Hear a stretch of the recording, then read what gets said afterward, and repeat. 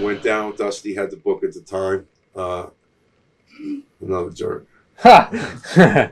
Oh, it never ends, man. Dusty had the book at the time. He took care of me when I was down there. Yeah. And then Crockett had just sold out to Ted Turner, and they were making the transaction, WCW and all. And it was all right, but I had too many bookings in Japan, and they couldn't push me, to be the big heel or whatever they wanted me to be on a full-time basis because I had already signed a contract with New Japan. So that stopped me. It was weird because it seemed like you came in, you had that big Starrcade match with Barry Windham. Yeah, and great match. It was awesome. I was there, actually. Yeah, in Norfolk. Yeah, it was an awesome match. And then you left. It was like, just the one thing, and, Well, that's when Ole had the book. Oh, okay. And they just couldn't deal with me going to Japan and working for them because they wanted control. And, my loyalty lied with Inoki. Yeah. And it just wouldn't work out. So I just wind up getting... not fired, just kind of like dust in the wind. What was Dusty like as a booker? Dusty? Yeah. Oh, let me tell you, man, when Dusty got the book, come into the locker room, all the boys are sitting there getting dressed. He goes, "Well, boys, my name's American Dream, Dusty Rhodes. I the rake and you the weeds." No way. They cleared out the whole locker room, fired a bunch of people. And well, that's business. That's the way the nature of this business is. Dusty had a great talent, great, unbelievable charisma. And as far as a booker, his ideas were limited, and it didn't take him too far. In fact, it kind of pushed him out of the business. Right. But he was all right, man. It was fun. Yeah. Then I went down there and worked for him in his territory in Florida. That's right. Actually. Yeah, we did the Dusty's Homecoming, and Dustin had his first match, come in as the natural. Yeah. And then I wind up telling, this is Dusty, this is how Dusty is. I go down there in Florida, I work, me and Humperdinck, and Dusty, he didn't have the money to pay me. So I said, look, don't pay me nothing. I'll work for free. I'll help you get on your feet. So I did like a few months working for nothing, not even a draw. Yeah. And then all of a sudden, I'm out of a job, and he's back in WCW. I call him up. He wouldn't even return my phone. Really? Yeah. So, wow. So I did him a favor, and he fucked me. So, the nature of the business, right? Nature of Dusty. Your first two times, your first stay in the NWA, as short as it was, and your first day in WWF, what were the differences between the two? Between the NWA, well, the style of wrestling, number one. You had a much faster Japanese style pace down in NWA, a smaller ring. New York, you had the big ring, and it was lights, camera, action. At that time, New York was taking off, so it was all TV and market. Yeah. And it was just, the lights on the little camera. So you go, and the house show you sandbag. Yeah.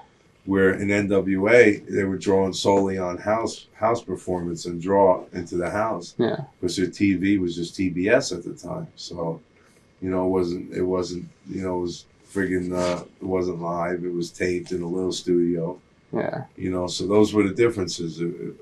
Different pace, different style of wrestling. In Starrcade 88, it seemed like at the time that was like their first. I mean, they had their couple pay-per-views before that. It was their first one that like all the matches were good. They had some great matches. Yours, Dusty and LOD, whatever. That's because I was on it. Of course. You notice all the big pay-per-views, me. Come on, man. There's something's got to throw out. I mean, come on. I took New Japan into the Tokyo Dome first time. Yeah. All right, main event in Tahoe, sold out 69,000 people. I did that 3 more times. Down in NWA, Barry Windham, big match, boom, good card. New York, LT, it's like I'm the first. Anything that's going to be first in this business, they got to come in. What was the locker room like? I mean, do you think that they knew they had something there as far as that time period? With which company? NWA, like Starrcade 88? NWA was just a bunch of decent talent. Yeah. Real good talent. Yeah. A bunch of old timers, old school. Yeah. A lot of respect, except for, you had your office and you had your talent. Talent wanted to perform because that was their livelihood. They took their pride in performing. In New York, you wanted to perform, but your work at that time, you were doing 60, 65 days on the road, nonstop, double shots on weekends. at the end of the grind, it's all fun. After the loop, you're like, fuck.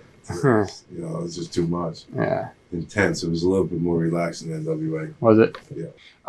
You did some stuff with USWA again. You came back with Lawler. You teamed with him. I know you feuded with him a couple times. Yeah. Was there any difference in working the USWA against? You'd been around and now you're back. Well, you know, I had set roots there. Yeah. First territory, so I had a lot of friends, and the style of work was a lot of fun. Yeah. You know, back then we were doing $19,000, you know, in Memphis Coliseum. Now they do $2. Yeah. You know, so, but it was fun. It was fun. So I had my Japan deal. So when I was off the 2 weeks, instead of sitting on my ass, I'd go to work for $200 or $300. I didn't care about the money. I was getting out of the house. I was staying in shape. I was working. I was on the road. And I was just having a good time. So it was just having fun, trying to just grasp the concept of going in, having fun working, you know, instead of going in there saying, oh, man, I don't want to do this. I don't want to do that. It was just going and having a ball. And the bottom line is, if you can have fun with your job, you'll love it. Yeah. Working with New York, this last loop, I got to hate it. Yeah. You know, it was just a bunch of bullshit, you know, and coming into ECW, just new life, you know, I'm born again, so I'm having a blast.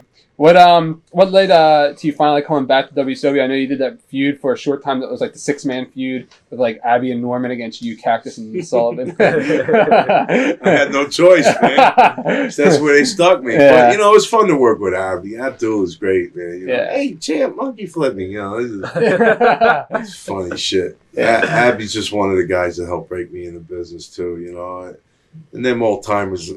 That's old school, and that the respect that I have for them guys is they brought the business up, and they also helped destroy the business, you know. Yeah. But you know, Abby and Mike, you know, Storm and Norman. Yeah. Oh God. You know, but Kevin Sullivan was always a trip to work with. You know? Good friends with Kevin, you know, and Nancy at the time. Yeah. When they were a commodity, it was fun because I was working with Mike, you know. Yeah. Not friggin' bastard booger, but you know, working there with the Varsity Club with Williams, and Mike Rotundo, and Kevin and all, and it was a good time, man. It was fun. We were all friends. Yeah. Wow. It seemed like a lot of the house shows that you had with Abby no-showed a lot. What was the story behind that? Well, Abby didn't like to do jobs. You know, unfortunately, at his age and limited talent that he was, you know. And you ever see the classic match with him and Bob in the Budokan? No. Oh God, don't watch it. You know, it's just terrible. Wow.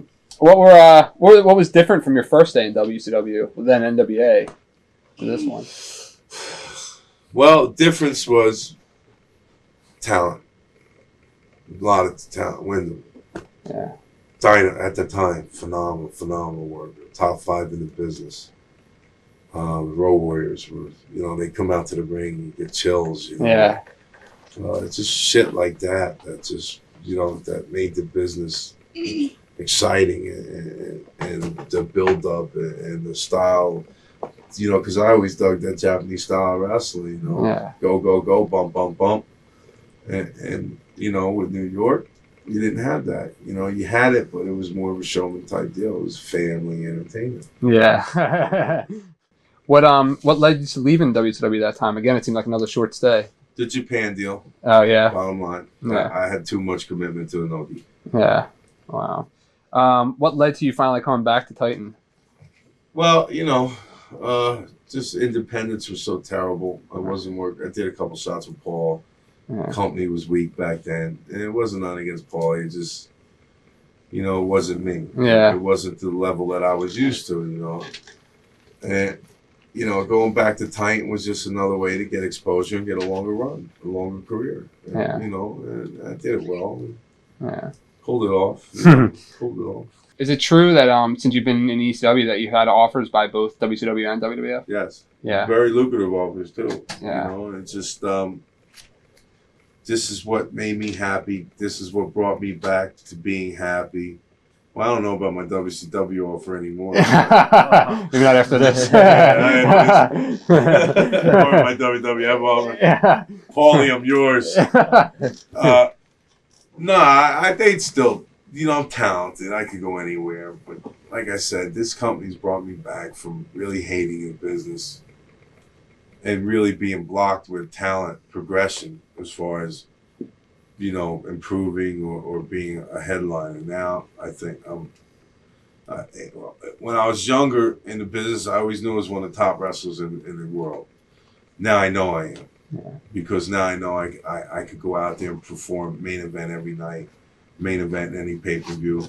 And with the help of other guys on the card, it's going to draw. And I know by the end of the night that the people are going to remember my name. And I am the showstopper.